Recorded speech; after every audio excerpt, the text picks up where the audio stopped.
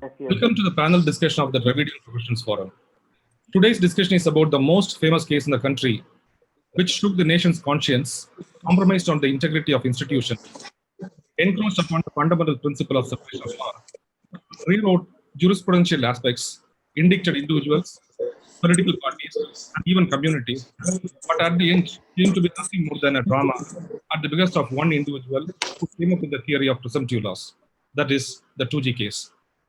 It is more than a decade now since the case was unveiled, when some of us who are lawyers trying to understand the concepts and facts of this case, as we are taught in our law schools that an accused is presumed to be innocent till proven guilty.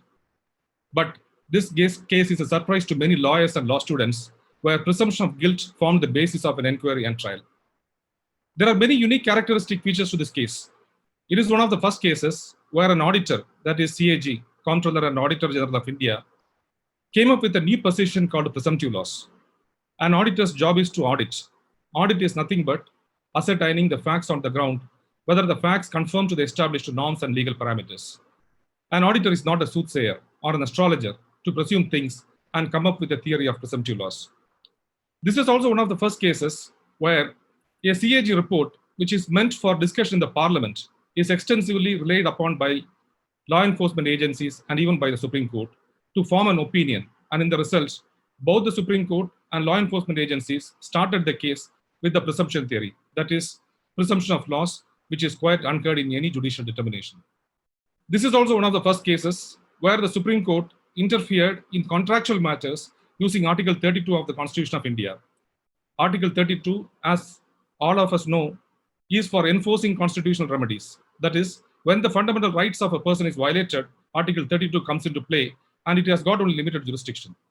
However, the scope of Article 32 was expanded to interfere in a commercial contractual matter, and the Supreme Court even cancelled the licenses issued to the telecom companies, which, in the words of former Solicitor General of India, Mr. Harish Salve, who said, led to the economic slowdown, because the international community and investors lost faith in the Indian system as they felt that institutions in India and decisions are non-consistent and non-stable.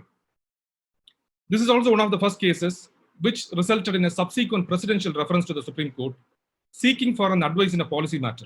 That is, after the 2G cancellation, the government was skeptical about taking a policy decision as to whether all natural resources should be auctioned or not, fearing reprisal from the judiciary.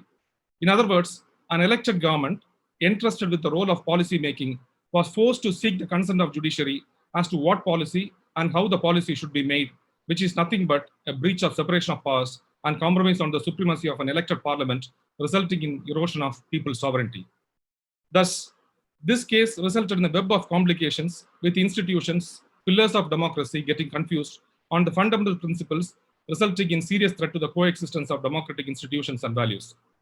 To explain more, we have an illustrious panelist today, none other than the man indicted in the whole saga who fought against this case single-handedly and succeeded, that is, Thiru A. Raja, former Union Minister of Telecom.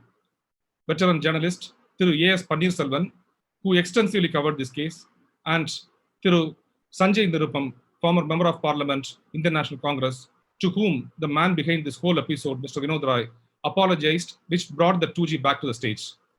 We will style in this way. Each panelist may speak for 20 to 30 minutes, followed by question and answer session from the audience.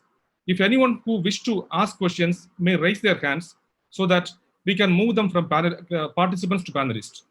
First, I would like to invite Thiru A. S. Panneerselvan for his presentation. Sir, the floor is yours. Thank you, Pugar.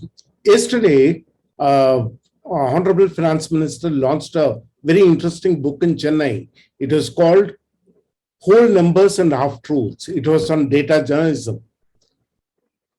If data journalism had been a governing idea of journalism 10 years ago, I think this entire 2G case would have taken a different turn because very little data analysis was done for the whole range of finding with reference to the CAG report as well as with the whole range of numbers which have been thrown up. The numbers are not fancy only with the CAG. The numbers are fancy even in the ED case as well as in the CBI case. I'm not going to get into it, But essentially what I'm going to do is, as a journalist, what worried me was complete lack of evidence. And in journalism, the fundamental tenet is it is fact-based reporting. And your reporting needs certain amount of evidence to take your argument further. So what I'm going to do is I'm going to share uh, a very short PowerPoint to explain why I consider what Mr. Vinod Roy did as a complete travesty of justice, and how the idea of presumptive laws gained currency. Here, just a second, I will just share this screen.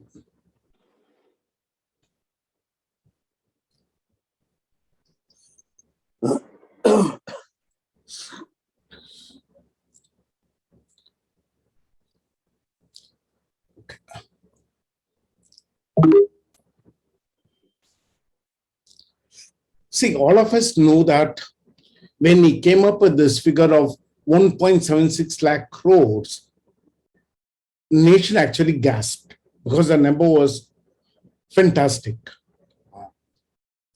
And there was genuinely a palpable national outrage. Unfortunately, a lot of people took CAG's report in its face value. Mr. Raja was forced to quit his post and he was arrested. Parliament was deadlocked over the next step in addressing this issue. And Supreme Court of India cancelled the licenses based on the CAG's valuation. These things all of us know. But for me as a journalist is to do a closer reading of the CAG report. A closer reading gives a completely different picture. The central tenet of journalism, as I said earlier, is act of verification. And if we use this tenet to understand the duplicity of a carefully constructed narrative, which was the CAG report. All analysis of the CAG report implicate the constitutionally created audit organization of the country rather than the telecommunication ministry. That is the most important one. If you're reading that report properly, the indictment is against the CAG and not against the telecom ministry. There were willful distortions, deliberate blurring of policy and the procedure, and failing to adhere to its own terms of these things by drawing from within the report submitted by Mr. Vinod Roy. Let's look at certain issues, some issues very carefully. First is the period of audit. Second is in-depth examination of the Unified Access Services License of 2003. And third is the National Telecom Policy 1999. And fourth is the issue of licenses and allocation of the 2G spectrum. These are the four issues which we have to look at carefully. The CAG report in its preface very clearly states that the audit report covers a period from 2003-4 to 2009-2010. After that preface, nowhere it deals with that earlier areas. It purely focuses on the 122 new licenses, UAS licenses, and 35 dual technology licenses issued by Mr. A. Raja between May 2007 and 2008. There is no mention of the number of licenses issued since 2003, either in the UAS category or in the dual technology category. These things are completely silent. There is no mention of this anywhere in the report. On the page 25 of the report, the CAG comes up with a chronology of events that starts only from 24/9/2007 and it ends with 25/1/2008. It is supposed to be a report covering about 9 years, but in the chronology of events, it starts with 24/9/2007 and it ends with 25/1/2008. If this is the case, why should the report claim that the audit covers a period of 7 years starting from 2003? That's the first question which should have been asked. Unfortunately, that question was not posed with enough force across the media. Second, What prevented CAG from looking at the policy and the procedural legacy of the ministry since the introduction of the UAS in 2003? That is another question which was never posed to Mr. Vinod Rai or the champions who supported Mr. Vinod Rai's claim. As a journalist, I was intrigued by the fact that not a single early allocation was named in the report. This is central because allocation of spectrum and licensing has been uniform since 2003. There was a tranche of allocation just 49 days before Mr. A. Raja assumed power as a Minister of Telecom, following the same rules, principles, and the pricing policy. If the procedure and the pricing of the Telecom Ministry were acceptable in March 2007, what was that economic miracle that pushed the price of spectrum upwards in an exponential manner within a span of 4 months? Wasn't it true that the 2003 policy to keep the entry-level spectrum fee at a fixed price was to ensure level playing field? It is fair to assume that a comprehensive audit would have a clear mathematical or an econometric model to calculate potential future losses. But CAG not only refused to deploy any rigorous known econometric model, but also opted for a presumptive value for the spectrum. He says, let me quote, it is paragraph 5.1. He says, any loss ascertained while attempting to value 2G spectrum allocated in 2008 can only be presumptive, given the fact that there are varied determinants like scarcity value, the nature of competition, business plan envisaged, number of operators, growth of sector, etc., which, depending upon the market situation, would throw up the price that it commands at a given point of time. Instead of attempting to come to a specific value of 2G spectrum, which would have been possible only through an efficient market discovery process, we have looked at various indicators to assess a possible, within bracket, presumptive value from the records made available to audit rather than going for any mathematical or econometric models. This is what Mr. Vinod Rai explicitly states. But if you are reading the report, it's very, very clear that nowhere in the report there are any other indicator other than the 3G prices of 2010. There is no other comparable indicator which has been used. The only comparable evidence which he is using is the 3G prices of 2010. Comparing 3G and 2G is like comparing oranges and apples. The 3G route was auction and outright sale. 2G was allocated through a mechanism called revenue sharing, and the national exchequer would receive its share in perpetuity. There was no mention of the ever-increasing accrual to the national exchequer by the revenue sharing route adopted by the union government. Not a word has been mentioned about the money the union government earned through this route. Most importantly, I am stopping with the 2010 figures because the report deals with 2010. The government of India earned 77,938 crores till the beginning of the financial year, April 1, 2010, with rupees 10,063.96 crores coming to the exchequer in the financial year of 2009-10 alone. These are all public figures. Anybody can verify it. While many commented on the irrational nature of computing the AGR, which is adjusted gross revenue, there was a deafening silence about the substantial contribution from the revenue sharing model. That's another issue what we have to keep in mind. While people talk about one element of the telecom policy, which was a skewed AGR computation, nobody was talking about the revenue which was coming in through the revenue share model. Another thing is, a simple mathematical model based on the growth of the sector and the rate of increase in tail density makes it clear that by 2014, the government would have earned more from 2G revenue sharing model than 3G's auction model. This is purely based on the growth and the projections. The revenue sharing from 2G has been already become one of the biggest non-tax revenue for the exchequer.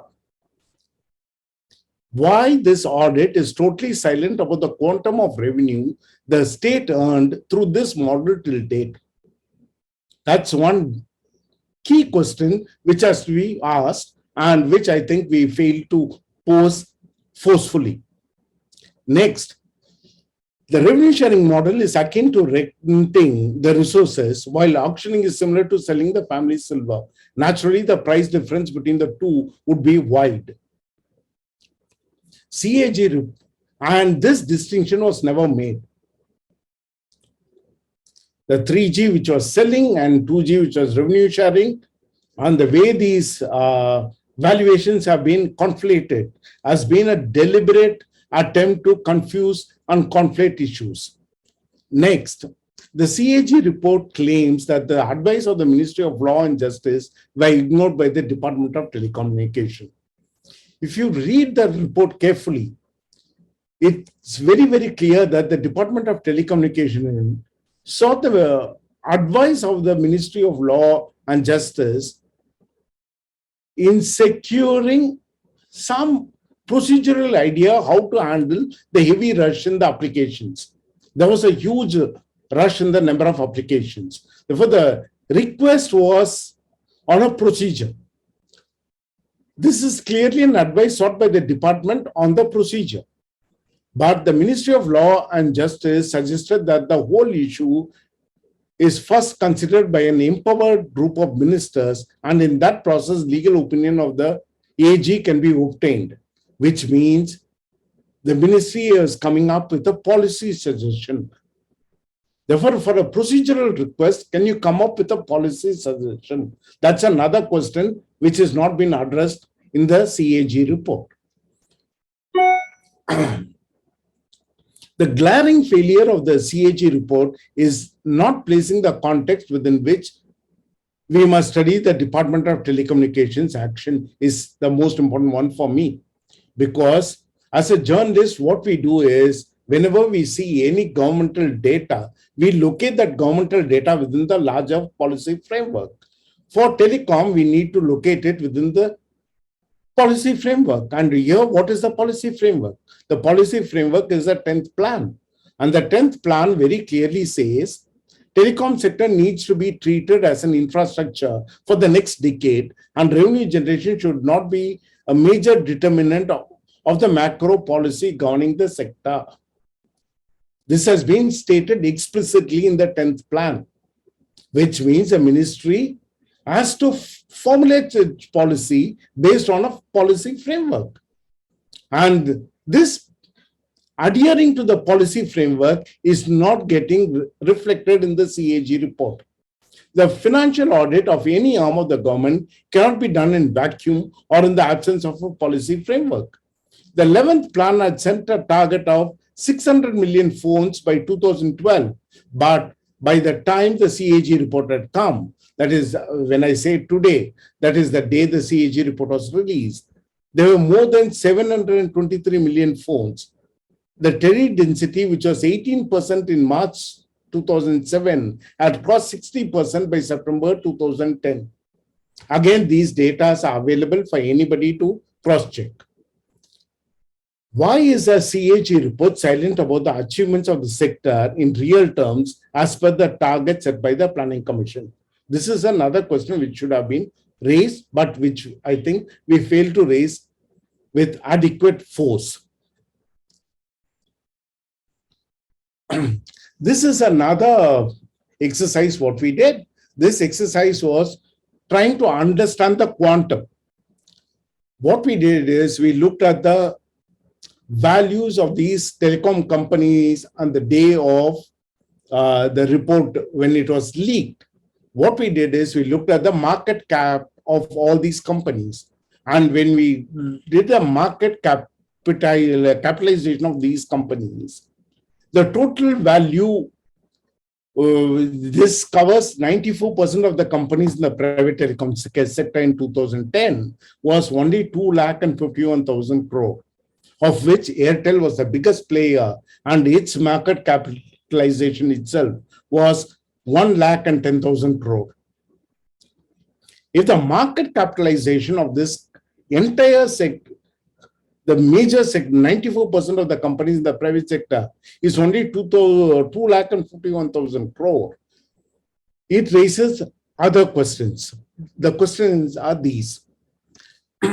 We have to keep in mind the quantum of spectrum allocated in 2008 is less than 7% of the total spectrum licensed to the private operators since 1994. Since 1994 onwards, we have been allocating spectrum to the private operators, and the quantum of spectrum allocated in 2008 is less than 7% of the total spectrum allocated. And if the market capitalization of the companies that account for more than 90% of the total telecom market itself is only 2.51 lakh crores, then on what basis did the CAG arrive at the figure of rupees 1.76 lakh crores for less than 7% of the spectrum alone? This is the key question we should have asked. If we were to accept the CAG's valuation of the spectrum and compute the size of our economy, India would not have been the 11th largest economy. We were 11th in 2010, and in 2020 we are world's 5th, but the world's biggest economy, surpassing the combined size of US, China, and Europe. If Mr. Vinod Rai was right, India should have been a much bigger economy, bigger than the combined size of US, China, and Europe. Let's never forget that aspect. Emerging India certainly deserves a better audit process that ensures rigor, mathematical precision, macroeconomic understanding, and accountability, and not the current wild guesstimate of the CAG masquerading as presumptive value of 2G spectrum. These are my initial thoughts, and these thoughts comes from a simple journalistic tool called adhering to evidence-based reportage. And if we use that idea of evidence-based reportage, we feel that the CAG report had zero evidence. And that's the reason we decided to take it up at that time. And we were validated only after 10 years. Thank you for this opportunity. Thank you, sir. Thank you for your wonderful presentation. It was quite informative.